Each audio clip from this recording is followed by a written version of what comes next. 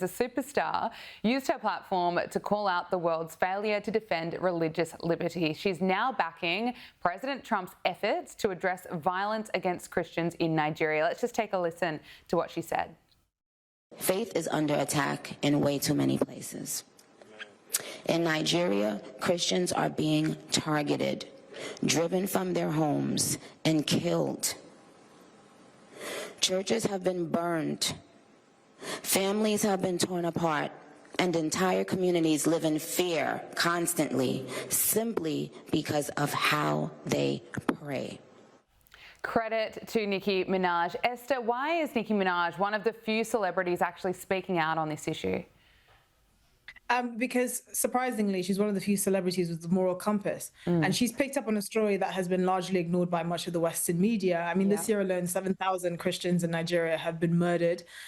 Since 2010, you had tens of thousands of churches that have been burnt or attacked. You have whole dioceses in certain parts of the country that are being brutally slaughtered on a daily basis.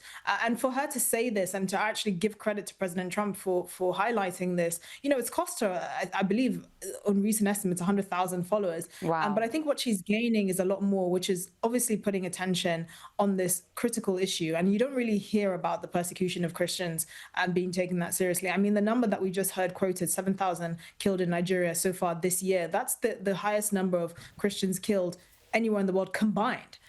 So it's clearly a massive issue that's being carried out by Islamist groups like Boko Haram and Fulani herdsmen. And yet no one is speaking about it, because if you have to praise Donald Trump for actually, you know, bringing attention to this, you'd rather stay silent in the corridors of Hollywood and protect your fickle fan base than actually draw attention to a real crisis and a real tragedy.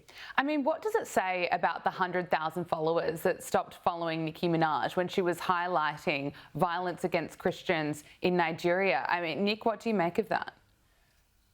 I think it's unfortunately indicative of what we see on the left in a lot of these conversations these days. And for some reason, the left has decided that there's virtue in weakness. And because they perceive that Christians are in the majority in the Western world, they can't conceive that potentially Christians in Africa or, you know, Jews in the Middle East could potentially be the victims of their circumstance.